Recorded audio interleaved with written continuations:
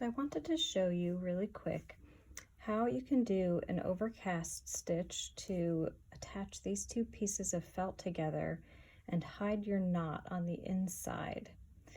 So the overcast stitch is basically the same as the whip stitch, except you're going to stitch it over the edge. It's a little more three-dimensional. And I'm going to demonstrate it on this little piece of scrap felt.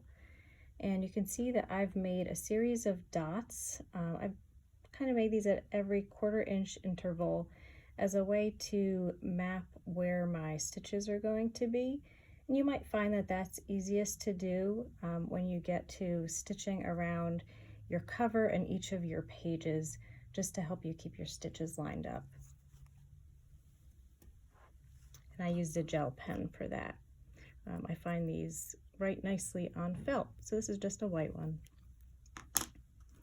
So once you have your needle and your thread, you're going to tie a knot at the end of your thread, and you're going to bring your needle up through your one dot.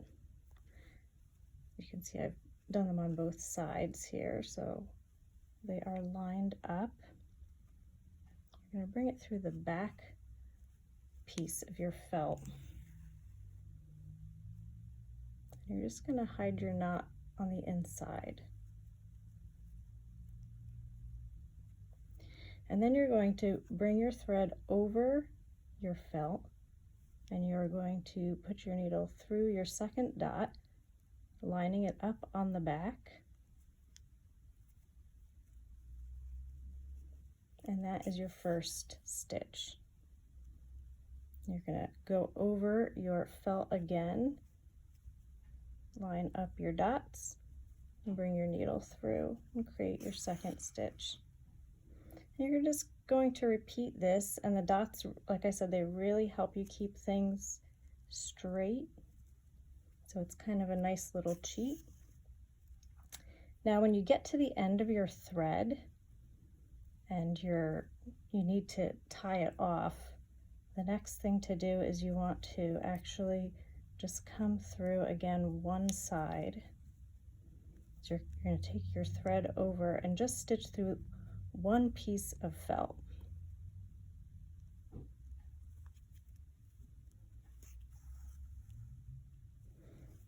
then you're actually going to tie your thread off on the inside here, and you might need to remove your needle to do that.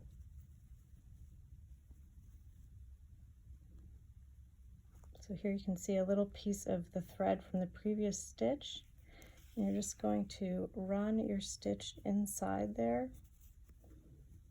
You're going to create a little bit of a knot. Just kind of tuck that through. And then you can, again, pick up your stitch and, thread a new piece of thread, bring it through this side, and begin the same process over again. You're going to do that all the way around until you meet right here where you began. So that's how you can do the overcast stitch and hide your knot on the inside.